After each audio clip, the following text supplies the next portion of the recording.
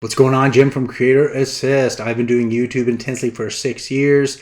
I've had some channels that have failed, and I have another channel that's monetized, and I have two other channels. So obviously I am quite involved with YouTube. I have a lot to say, and I'm also just meeting some new subscribers. Although this channel has been around for a while, I haven't really done anything with it until the last week or so.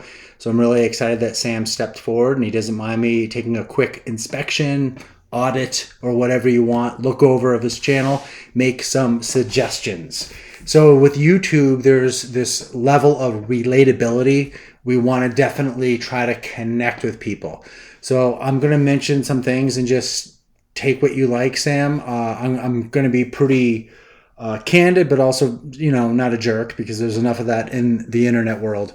So I've looked at his channel. I have listened to his music and everything. I'm not going to play it while I'm recording it, and then I'm going to publish to my channel because I got to be very sensitive to copyright and all that stuff.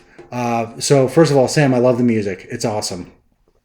And I happened to look at some things, and I'm noticing his groove is basically a music channel for people to listen to and enjoy. That's great. Now with YouTube, there's tons of music listening channels, and I believe YouTube first started just as a music platform, but that's another time. So a lot of times when people look and listen to music, they're just going to run and play. They might not subscribe.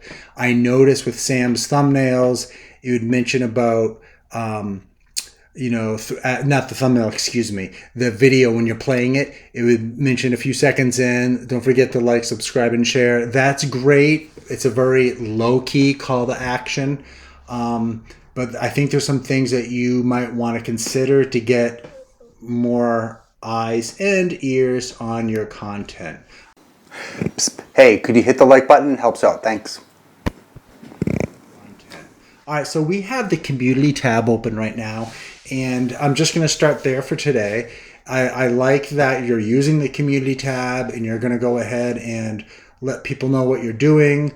I would use it more often, and like I said to the other creator, I would also take advantage of polls. I would let people know what you're doing behind the scenes. And a lot of your videos, by the way, they seem to be maybe AI generated. I'm not sure, but very artistic. Really cool, which I'm going to talk about a little bit. What I like about your community tab is that you're just trying to keep people in the loop, and you got some people commenting. And I'm going to just click on this one. There's a comment, which is great, and you just hearted it. That's great. You hearted it. You could also just ask them a question. I try my best to always get a question, just so I get to know the person better. Some say that it helps with the YouTube algorithm engagement. Guess it can't hurt. But that's like that could be a whole other lesson and geek out on that. But it definitely helps to get communications going. I would like to see more on the community tab, behind the scenes, polls. This weekend, the weather's going to be bad. Who would like to listen to this music? And then just have a poll and then send it out. You have to be very forward thinking. You have to be very present when you're really marketing your channel. And you can do it in an innocent way. And even if one or two people catch it, that's that. It's better than one or two. You need some eyeballs. The other thing I noticed when you were giving your descriptions, you seem very educated, very knowledgeable about this music. I would definitely do trivia, like a poll, but like which answer is correct. In fact, YouTube, the community section, they have polls and quizzes and all that. You'd be surprised. People like scrolling, and if they see a quiz and if they want to know about an artist, they'll maybe click on it. That's really important. Another thing I learned from a very well-known creator is if, let's say, you have a poll and it's an artist in here, and you mentioned about what was their famous album, and then you could have 3 options, and if they don't get it right, you could put in the comments, hey, check out this playlist so you can really hear what's going on. That will drive traffic. It might not right away, but it will. I also like to keep my community page clean, meaning some stuff I keep up there, some stuff, if there's not much interaction, I will delete it and refresh. But that's how I work. It seems to work for me. All right, I'm going to go backwards today because I want a playlist. Awesome that you have playlist. I'm saying because I'm trying to hesitate here. I'm gonna go to the Roadhouse Blues one because I listened to it last night. I really liked it, and I was actually listening to this like, yeah, I could see myself subscribing to this. I want to listen to a bit more. In fact, I don't know much about country music, but what you have going here in the country level, I'm like, oh, I could listen to this. So that's really cool. Roadhouse Blues, you have classic rock covers. Maybe that will work for this niche, but I would definitely change up these titles. Classic rock covers that you have to listen to when you're working at home. Classic rock covers, that's a must.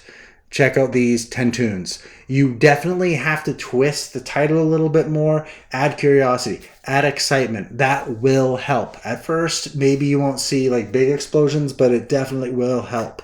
I know I just did a video 8 or 9 days ago and I put 12 amazing benefits, and that really helped. So, same thing with all the playlists here. I talked about the classic rock covers because I went to that one. I would just be aware of that between the titles and the thumbnail. I'm going to now skip to the videos. I don't think you have anything on podcast. I'm researching that. That's a whole other animal. All right, so we have, for the videos, we have a lot of great artwork.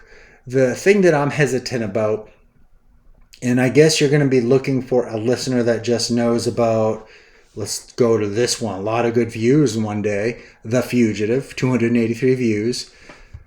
We have The Fugitive in the thumbnail. And then we have The Fugitive on the title. Are you sure I'm going with that?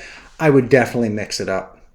I would, one, do something intriguing on the title. Like, who wrote this tune? Was it Merle Haggard or blah, blah, blah? Or just like this, do you recognize this tune? Something that's clickable. Maybe obviously you know much more about this kind of art niche, but something also with the title that would get someone to want to listen. I can tell that you love this style of artwork. It's great, but I would also just look at your impressions and then versus your click-through rate and how that's working. Anytime I think in YouTube land, your thumbnail and title, and I've seen successful videos do this, but generally you don't want a title on your thumbnail and then the title as the title. You're wasting space. So you have to add some curiosity. I'm going to save some of my thoughts for the last because you're going to have to think about it, but I think this is going to help you. All right, now I'm just going to go to the Home tab, and you did a good job. I think you have it set up basic. You have the For You section here. You got Roadhouse Blues, which is pretty smart because I think that's a pretty active playlist. So I don't know if you strategically did that or if YouTube did that. I know YouTube's doing this AI stuff. So that is really good. Everything here is fine. It's just the same thing that we were talking about with titles.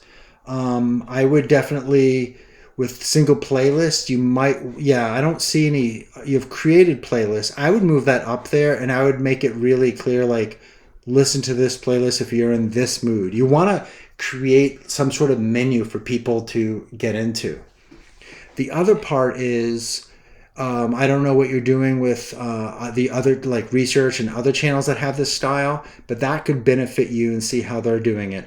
Also looking into tags, and people say tags don't matter. If you can just take 3 minutes, leave nothing to chance, because there it is. I mean, there's enough going on. We work so hard on our content. For me, if I get an extra 30 views because I did some tags, it keeps it, meaning the systems, the algorithms keep reaching other people. All right, so here's the thing that I'm noticing. If I go to your page, and I'm kind of saving this last to see if viewers will catch this part because this is the golden nugget. And I do that as a content creator. I always kind of do some important stuff in the middle. I do a hook, middle, and then kind of at the end, a nugget, if you will. If I am just an average day person wanting to check out this music, I see you, the creator, holding guitar and smiling, but that's it. There's no guitar in here. I had to dig deep to figure out if you are the instrumentalist and the vocalist, and I think you are, but that needs to be right up front. That's amazing. You sound really good. You sound awesome, and I'm not just saying that. If you didn't sound good, I'd say, hey man, hang with it. I know what it sounds like not to sound good. No, but you need to showcase that. Here I go. I know some of us want a faceless channel.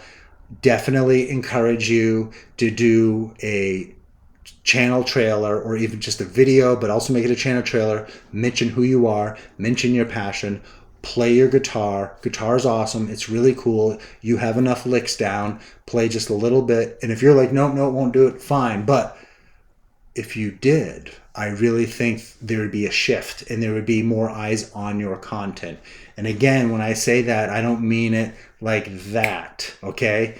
I mean it in time. If you could even talk about how you're arranging the tune and why are you using this capo. You don't have to teach guitar. You don't have to teach the chords. You could just showcase you playing it a little bit and then showcase on how you're going about the recording. And also, I don't know how you're doing the artwork and the video behind it, but that would be fun too. Why that's important? Because it shows you are a creator, you're really human, you're doing stuff. Right now, yeah, that sounds good. The average person, they don't know if it's you. Maybe that's you just like holding a guitar and you play it on Sunday and you know like a one power chord. I mean, they won't know that's you. They might think it's the original artist. I know that sounds crazy, but we're in the internet world where people just kind of just go and not really think. Everything is just so fast. So I would highly encourage for you to say hello to yourself, say hello to everybody, and your passion is this. I hope you enjoy the music. I'm more than happy to take requests. Right now I'm focusing on these styles. Tell me what you like. Put the value for the listener. For the learner, in this case, the listener and everything. You might even get someone like, wow, that sounds really good. I kind of want to play guitar. Could you maybe play guitar just separate and just show that one guitar solo? I love it. Because people love that about music. They want to see the intricacies and the ins and outs. And when you do, I hope you do, try to record yourself. Doesn't have to be fancy at all. Use your iPhone. People want relatability. There's a shift, and I know why the shift is happening because there's a lot of, no offense, but there's so much AI. There's so much perfection. There's so much on the internet. Someone wants to see someone like them. I'm sitting here speaking to you. Might be in my boxers, but I mean, I'm just talking to you. I've made some mistakes. Big deal. It's the relatability because the internet's been around long enough now, and it doesn't have to be perfect. That's the big takeaway. I didn't have too much, but I'll send you a message or whatever. And in fact, I don't even know if you have email contact. That would be a really good thing to do. And I'll tell you this right now, if you're still listening to me, my last 2 videos on grassroots piano have taken off for me. I'm blown away. And I'm actually hoping I can get some ad revenue to pay some bills. It's only like $200, but that's not why I'm blown away. I'm blown away because people are emailing me. Some people are afraid to engage publicly. They just are. So I'm getting an email. I even say in the video, feel free to email me, and it's working. That is so important because guess what I'm doing? I'm including them. One woman I was emailing back and forth last night. It's just a contra creator thing. I don't email, direct messaging, whatever. And I asked her, my next video, I'm thinking of doing this. She was so excited that I asked her for her opinion. She thought it was a great idea. What I'm doing is I am putting the learner, in this case, the listener, first. So definitely get some sort of contact information there. Hope this helps. Let me know. I'm just really taking a quick look at these channels and just applying on what I've learned. I'm not doing this big organization of stuff, so I know I missed some things, but maybe it helps. Can't hurt, right? Hopefully I'm motivating. Keep at it. Good for you. Look at those videos. I mean, that's great.